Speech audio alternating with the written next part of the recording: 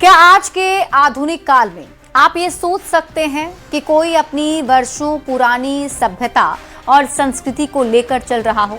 लेकिन बगहा का एक इलाका ऐसा है जहां करीब 200 साल पुरानी लोक परंपरा पूरे विधि विधान के साथ निभाई जा रही है। ये रिपोर्ट देखिए।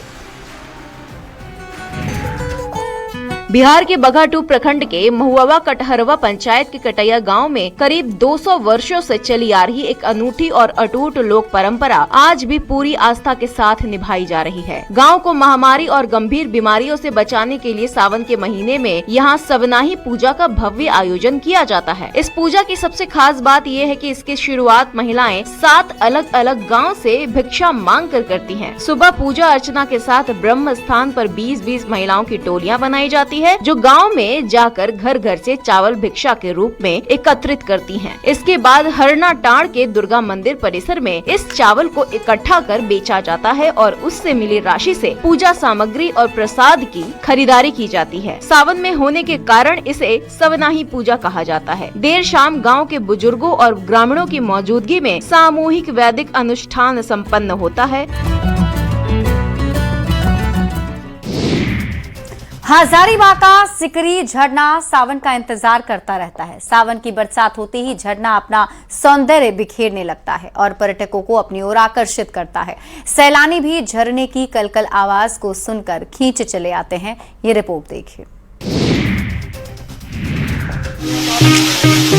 झारखंड की पहचान यहाँ के जल जंगल और अद्भुत प्राकृतिक सौंदर्य से है, जो बरसात के मौसम में और भी निखर उठती है। इन दिनों हजारीबाग जिले के इचाक प्रखंड के सिकरी नाला झरना सैलानियों के लिए आकर्षण और पिकनिक का प्रमुख केंद्र बना हुआ है। ये प्राकृतिक झरना लगभग 65 से 70 फीट की ऊंचाई से गिर रहा है। बारिश के बाद दुधिया सफेद पानी का ये खूबसूरत नजारा देखते ही बनता है। इस झरने तक पहुँचने का रास्ता थोड़ा पथरीला और चुनौतीपूर्ण जरूर होता है, लेकिन वहाँ पहुँचते ही यहाँ की प्राकृतिक सुंदरता पर्यटकों की सारी थकान मिटा देती है। यहाँ पहुँचने वाले लोग गिरते हुए पानी में स्नान का आनंद ले रहे हैं और खूबसूरत पलों को अपने कैमरों में कैद कर रहे हैं। स्थानीय ग्रामीणों का मानना है कि सिकरी झरने में पर्यटन की अपार संभावनाएं हैं। यदि प्रशासन यहाँ पहुँचने के लिए अच्छा रास्ता और बुनियादी पर्यटक सुविधा मुहैया करवा दे तो ये स्थल हजारीबाग के साथ साथ पूरे राज्य के प्रमुख पर्यटनों में से एक बन सकता है और अपनी नई पहचान बना सकती है।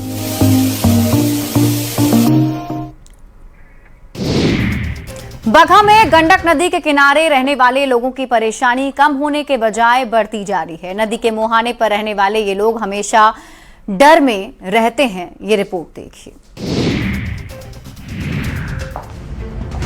बगहा के लोगों के लिए गंडक नदी की उफनती धारा हर साल नई तबाही की दास्तान लिखती है। जलस्तर बढ़ने पर जहां बाढ़ का खौफ पसर जाता है, वहीं पानी घटते ही नदी का तेज कटाव आशियानों को निगलने लगता है। बगहा के मंगलपुर गांव में हालात बेहद नाजुक हो चुके हैं। ग्रामीणों के जीवन को बेपटरी कर दिया है। मंगलपुर को कटाव से बचाने के लिए बाढ़ से पहले करीब 2 करोड़ रुपए की लागत से ठोकर का निर्माण कराया गया था, लेकिन वो भी अब धीरे धीरे गंडक की तेज धार में समा रहा है। जल संसाधन विभाग की फ्लड फाइटिंग कागजों में ही रह गई है। जमीन स्तर पर तो हाल कुछ और ही है, जिससे ग्रामीणों में भारी आक्रोश है। हालात इतने खराब है कि महिलाएं और छोटे छोटे बच्चों को पूरी रात जागना पड़ता है। नदी में उफान का असर क्षेत्र के आवागमन पर भी दिख रहा है। नदी की धारा इतनी तेज है कि अप्रोच पथ को पूरी तरह बहा ले गई। पुल अपनी जगह खड़ा है, लेकिन रास्ता गायब हो चुका है। नदी के उस पार काम के लिए जाने वाले लोगों को दिक्कत का सामना करना पड़ रहा है।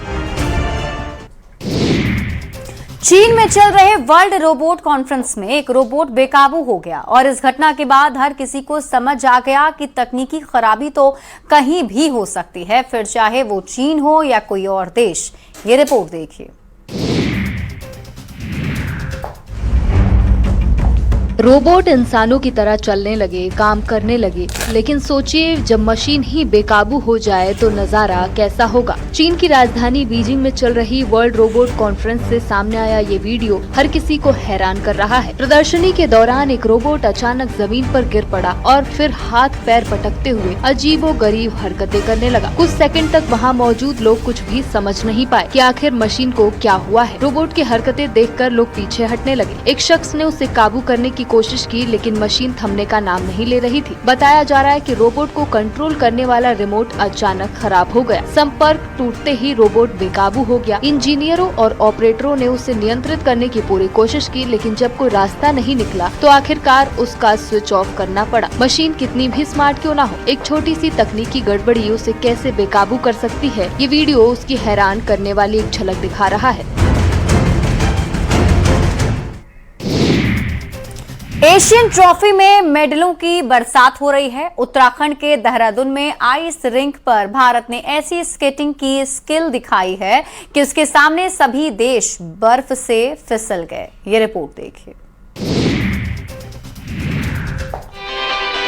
देहरादून के हिमाद्री आइस रिंक में बर्फ की चादर पर रफ्तार दिखाते ये खिलाड़ी देश दुनिया के वो सितारे हैं जो अपने प्रदर्शन से पहचान बना रहे हैं। इस प्रतियोगिता में चीन, कोरिया और हांगकांग समेत 14 देश के करीब 272 खिलाड़ियों ने हिस्सा लिया। भारत ने शानदार प्रदर्शन करते हुए करीब 30 पदकों के साथ मेडल टैली में दूसरा स्थान हासिल किया है, जिसमें 9 गोल्ड मेडल शामिल हैं। भारतीय खिलाड़ियों के लिए ये उपलब्धि इसलिए भी खास है क्योंकि अब तक देश में आइस रिंक की कमी के चलते उन्हें प्रैक्टिस के लिए विदेश जाना पड़ता था, लेकिन अब देहरादून में ही खिलाड़ियों को बर्फ की चादर मिल रही है। खिलाड़ियों का कहना है कि यहाँ प्रैक्टिस का फायदा उन्हें इसी चैंपियनशिप में मिला और उन्होंने कई देशों के चैंपियनों को पीछे छोड़ा। देहरादून में तैयार हुआ ये आइस रिंक अब खिलाड़ियों को घरेलू मैदान पर ही अंतर्राष्ट्रीय स्तर की तैयारी का मौका दे रहा है। 8 भारतीय खिलाड़ियों का चयन वर्ल्ड कप के लिए हुआ है। वहीं 2028 में इटली में होने वाले यूथ ओलंपिक, 2029 में कजाकिस्तान में होने वाले एशियन गेम्स को देखते हुए भी खिलाड़ियों को तैयार किया जा रहा है।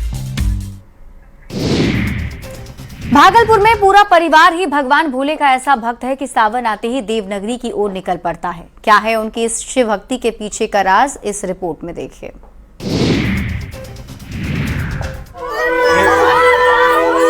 सावन के पावन महीने में चारों तरफ भगवान भोलेनाथ की भक्ति की अद्भुत नजारा देखने को मिल रहा है। हर दिन शिव भक्त सुल्तानगंज से गंगा जल भरकर बाबा के धाम देवघर के लिए पैदल यात्रा कर रहे हैं। इसी के बीच भागलपुर से एक बेहद प्रेरणादायक तस्वीर सामने आई है। गोड्डा जिले के रहने वाले संजीव कुमार लगातार 40 सालों से कांवड़ यात्रा कर रहे हैं, लेकिन इस बार उनकी यह यात्रा अनोखी और चर्चा का केंद्र बनी हुई है। संजीव कुमार इस बार अपने परिवार की 19 बेटियों के साथ कांवड़ उठाकर देवघर के लिए निकले हैं। इस अनोखे जत्थे में भी उत्साह देखने लायक है। इनमें से कई बेटियां ऐसी भी है जो पिछले 10 सालों से लगातार नंगे पांव पैदल यात्रा कर बाबा के दरबार पहुंच रही है। संजीव कुमार का कहना है कि आज के आधुनिक दौर में बच्चों को अपनी जड़ों से जुड़े रखना बहुत जरूरी है। इस यात्रा का मुख्य उद्देश्य परिवार की बेटियों को गहरी आस्था के साथ साथ हमारी समृद्ध सनातन संस्कृति और संस्कारों से परिचित कराना है। सारण में माहौल गमगीन है क्योंकि जिस जिले ने सरहद पर अपना बेटा खोया हो वो इतनी जल्दी कैसे इस दुख से उभर सकता है, ये रिपोर्ट देखिए। सारण जिले के सोनपुर प्रखंड में उस वक्त माहौल बेहद गमगीन हो गया जब भारतीय सेना के जाबाज जवान नवीन कुमार सिंह का पार्थिव शरीर उनके पैतृक गांव शिकारपुर पहुंचा। अपने वीर सपूत के अंतिम दर्शन के लिए पूरे इलाके से हजारों लोगों का हुजूम उमड़ पड़ा और हर आंखें नम नजर आई। नवीन कुमार सिंह जम्मू कश्मीर में तैनात रहकर पूरी निष्ठा से देश की सीमाओं की रक्षा कर रहे थे। करीब 2 महीने पहले उन्हें ड्यूटी के दौरान दिल का दौरा पड़ा था, जिसके बाद उनकी तबीयत लगातार बिगड़ती चली गई। इसके बाद उनको दिल्ली रेफर कर दिया गया, जहाँ अस्पताल में उन्होंने 19 अगस्त को अंतिम सांस ली। जैसे ही तिरंगे में लिपटा जवान का पार्थिव शरीर गांव की गलियों से गुजरा, पूरा इलाका भारत माता की जय और नवीन सिंह अमर रहे जैसे नारों से गूंज उठा। परिजनों के आंसुओं के बीच ग्रामीणों और युवाओं ने अपने लाल पर पुष्प वर्षा कर उन्हें नमन किया। सोनपुर की धरती पर देश सेवा में अपना जीवन समर्पित करने वाले इस जाबाज सैनिक को पूरे राजकीय और सैन्य सम्मान के साथ अंतिम विदाई दी गई। नम आंखों से पूरे क्षेत्र ने अपने वीर सपूत को अंतिम सलामी देकर विदा किया।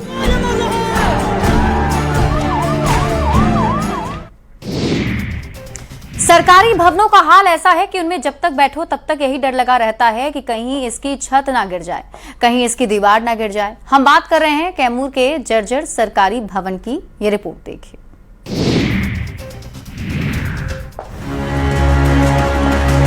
कैमूर जिले के मोहनिया के समेकित बाल विकास परियोजना कार्यालय की बदहाली कर्मचारियों के लिए जानलेवा साबित हो रही है। जर्जर भवन की खस्ताहाल हालत के बीच महिला कर्मी हर दिन जान जोखिम में डालकर काम करने को मजबूर है। कार्यालय की छत और दीवारों का प्लास्टर आए दिन टूटकर नीचे गिरता रहता है, जिससे कि यहाँ हमेशा किसी बड़े हादसे का डर बना रहता है। बारिश के मौसम में हालात और भी खराब हो जाते हैं। छत से लगातार पानी टपकने की वजह से कमरों में पानी भर जाता है और सरकारी दस्तावेज भीग जाते हैं। महिला कर्मचारियों का ये कहना है कि उन्होंने इस समस्या को लेकर के कई बार वरीय अधिकारियों को लिखित शिकायत दी। अधिकारियों ने निरीक्षण भी किया, लेकिन अब तक कोई ठोस कदम नहीं उठाया गया। तो वहीं विभाग ने भी भवन की जर्जर स्थिति को स्वीकार किया है। प्रभारी सीडीपीओ का ये कहना है कि कार्यालय को दूसरी जगह पर शिफ्ट करने के लिए पत्राचार किया गया है, जल्द ही स्थानांतरित कर दिया जाएगा। हालांकि सवाल ये उठता है कि क्या किसी बड़े हादसे के बाद ही नींद खुलेगी या समय रहते इन महिला कर्मियों को सुरक्षित कार्यस्थल मुहैया कराया जाएगा। बिहार में पूर्ण शराबबंदी है, फिर भी शराब माफिया कानून को चुनौती देने का कोई मौका नहीं छोड़ते हैं। जहां तक हमारी सोच नहीं जाती, वो वहां अवैध शराब को छिपा कर रखते हैं, लेकिन वो भूल जाते हैं कि पुलिस उनसे एक कदम आगे है। ये रिपोर्ट देखिए।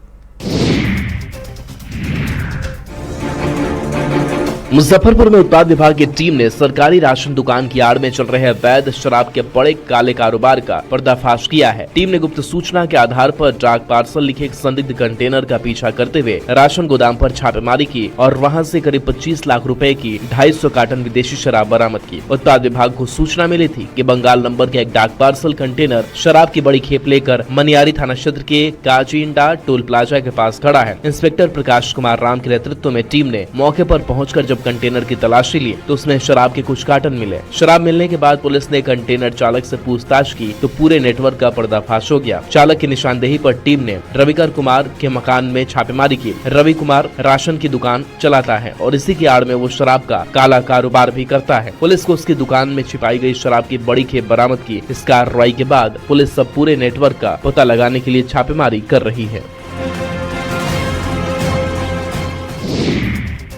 गंगा जी पूरे क्रोध में हैं। उनके इस क्रोध को निचले इलाकों में रहने वाले लोग समय रहते समझ लें तो ज्यादा बेहतर होगा। कहीं ऐसा ना हो कि देर हो जाए और बाद में पछताना पड़ जाए। ये रिपोर्ट देखिए।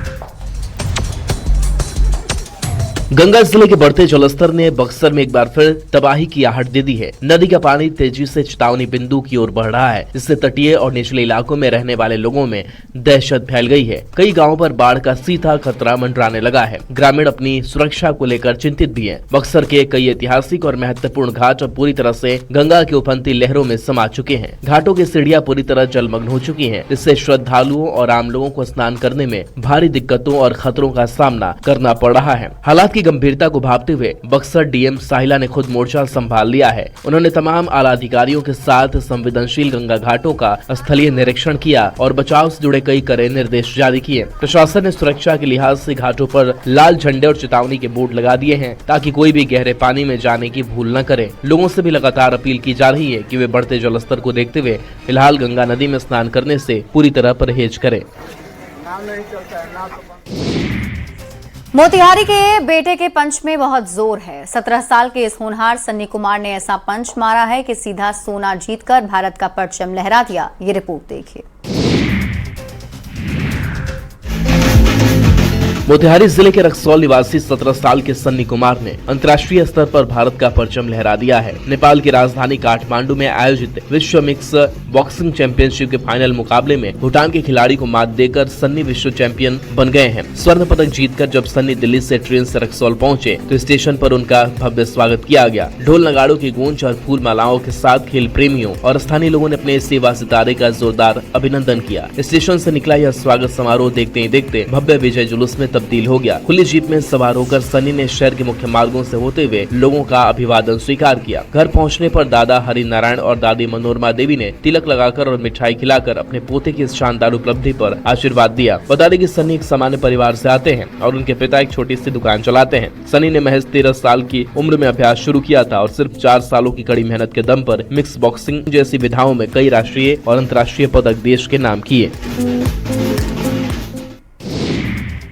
दूर का का ढोल सुहाना लगता है, ये कहावत जंगलों पर एकदम सटीक बैठती है। दुनिया के कोने कोने से जंगलों की सैर करने आने वाले पर्यटकों को ये जितना मनोरंजक लगता है, जंगल के करीब बसे लोगों के लिए ये उससे कहीं ज्यादा भयावह होता है। ये रिपोर्ट देखिए। बेतिया में भारत नेपाल सीमा से सटे मैनाटार प्रखंड के इंद्रवा इलाके में अचानक एक जंगली गैंडे के आ जाने से हड़कंप मच गया।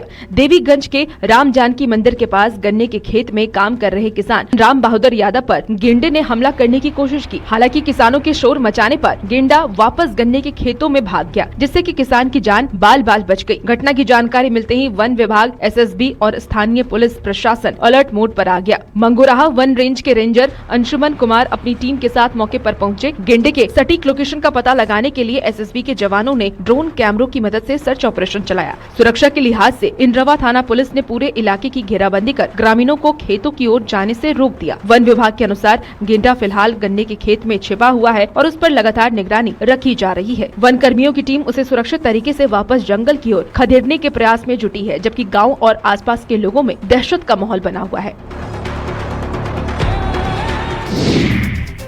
इस सावन में नदियों ने ठान लिया है कि इस पूरे महीने भर लोगों की धड़कनें कम नहीं होने देंगे। रोहतास में सोन नदी ने अपना भयानक रूप दिखाना शुरू कर दिया है। ये रिपोर्ट देखिए।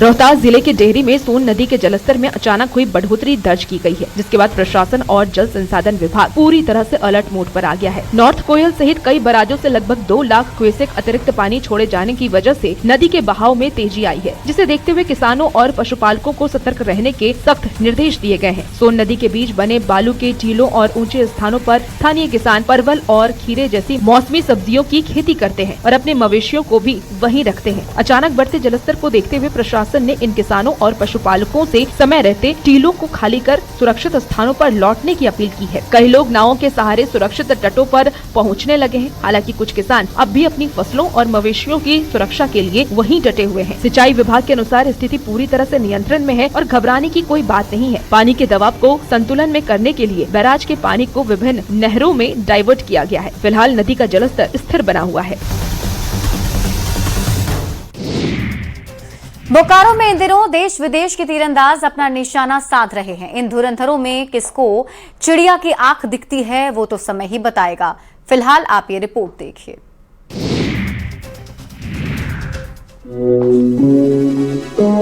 बोकारो में मोहन कुमार मंगलम स्टेडियम में 19 से 27 अगस्त तक दूसरी एनटीपीसी राष्ट्रीय रैंकिंग तीरंदाजी प्रतियोगिता का आयोजन किया जा रहा है। इस टूर्नामेंट में देश भर के दिग्गज तीरंदाज हिस्सा ले रहे हैं, जहां ओलंपिक पदक विजेता दीपिका कुमारी ने भी शिरकत कर अपने सटीक निशानों का जलवा बिखेरा। प्रतियोगिता के दूसरे दिन राष्ट्रीय और अंतर्राष्ट्रीय स्तर के खिलाड़ियों ने शानदार प्रदर्शन से दर्शकों को रोमांचित किया। इस दौरान स्टार तीरंदाज दीपिका कुमारी ने झारखंड में तीरंदाजी की वर्तमान स्थिति पर गहरी चिंता व्यक्त की। उन्होंने कहा कि राज्य से जिस तादाद में नई प्रतिभाएं उभरकर सामने आनी चाहिए थी, उस स्तर पर नए खिलाड़ी नहीं आ रहे हैं और इस पर गंभीरता से मंथन करने की जरूरत है। दूसरी ओर अन्य राज्यों से आए खिलाड़ियों ने राज्य में इस खेल के उज्जवल भविष्य की उम्मीद जताई। दूसरे दिन के विजेताओं को सम्मानित करने के लिए भाजपा प्रदेश महामंत्री और पूर्व विधायक अमर कुमार बावरी स्टेडियम पहुँचे और खिलाड़ियों को मेडल और पुरस्कार राशि देकर सम्मानित किया। रामगढ़ में 34 जंगली हाथियों ने तांडव मचाया हुआ है। गांव में लोगों के घरों से लेकर खेतों में खड़ी फसल को पैरों तले रौंद रहे हैं। ये रिपोर्ट देखिए।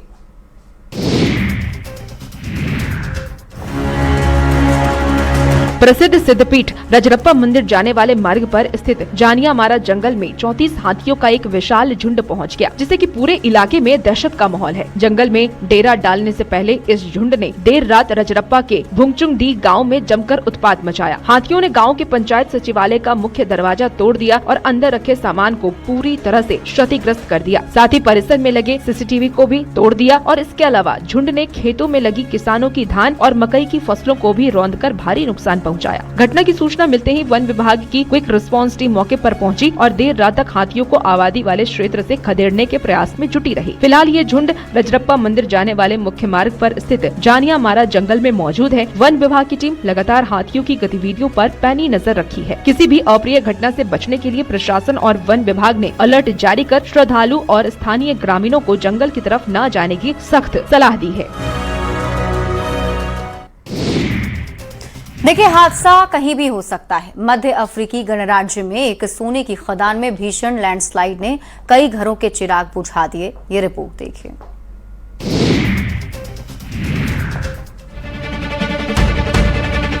सोने की तलाश में जमीन में नीचे उतरे मजदूर, लेकिन कुछ ही देर में वही जमीन उनकी कब्र बन गई। मध्य अफ्रीकी गणराज्य में कैमरून सीमा के पास एक अवैध सोने की खदान में भीषण लैंडस्लाइड हुआ। हादसे में 100 से ज्यादा लोगों की मौत की आशंका जताई जा रही है, जबकि कई लोग घायल बताए जा रहे हैं। हादसा बाबुआ शहर से करीब 50 किलोमीटर दूर जाम्बोई खनन स्थल पर हुआ। यहाँ सैकड़ों छोटे स्तर के खनिक सोने की खुदाई करते हैं। मंगलवार दोपहर अचानक खदान का एक बड़ा हिस्सा धंस गया और कई मजदूर मलबे में दब गए। अधिकारियों के मुताबिक खदान के भीतर बनी कई भूमिगत सुरंगों के ढहने को हादसे की संभावित वजह माना जा रहा है। राहत और बचाव अभियान जारी है, लेकिन मलबे में दबे लोगों की वजह से मृतकों की सटीक संख्या का पता लगाना अभी मुश्किल है। घायलों को अस्पताल पहुंचाया गया है। हादसे ने इलाके में चल रहे अवैध और असुरक्षित खनन पर गंभीर सवाल खड़े कर दिए हैं। अधिकारियों ने न्यायिक जांच शुरू कर दी है।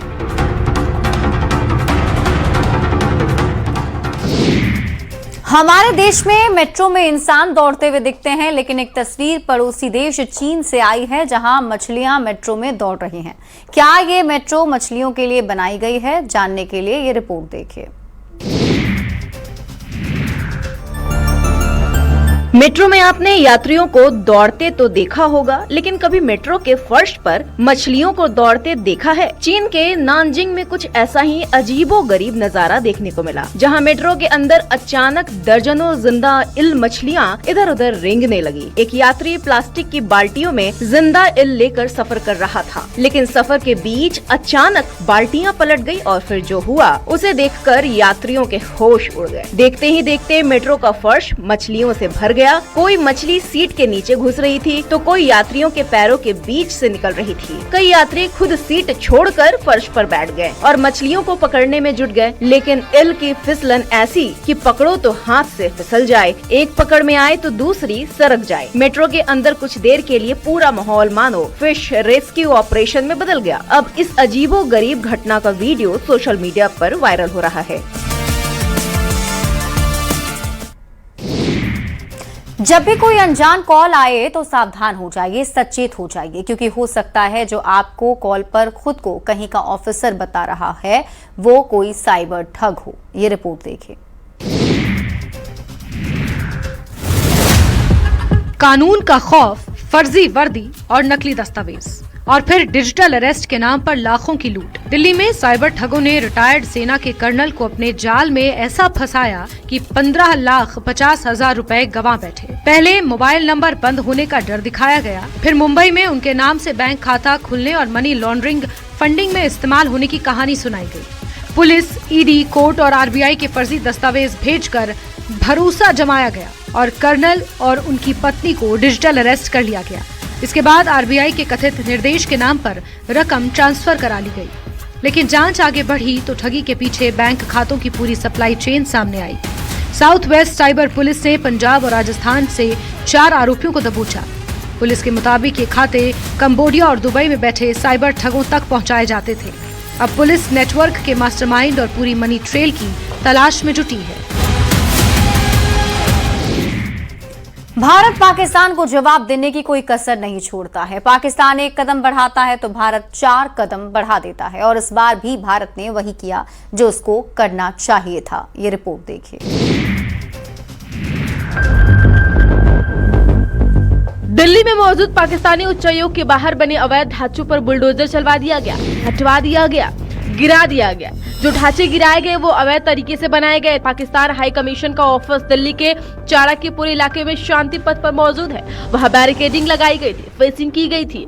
वीजा सेक्शन के पास लोगों को कतार में लगने के लिए कुछ ढांचा बनाया गया था, लेकिन सब कुछ हटा दिया गया। ये कदम ऐसे वक्त पर उठाया गया जब 2 दिन पहले पाकिस्तान ने इस्लामाबाद में मौजूद भारतीय हाई कमीशन के बाहर लगाए गए सुरक्षा बैरिकेड हटा दिए थे। वहां लगे पार्किंग पोल हटा दिए थे और दिल्ली में पाकिस्तानी उच्चायोग के बाहर की गई कार्रवाई को इसका जवाब माना गया है। पाकिस्तान हाई कमीशन के बाहर मलबा बिखरा दिखा, टूटी रेलिंग बिखरे दिखे, गेट का हिस्सा बिखरा दिखा, लोहे के फ्रेम बिखरे दिखे, ईंट और कंक्रीट के टुकड़े बिखरे दिखाई दिए थे।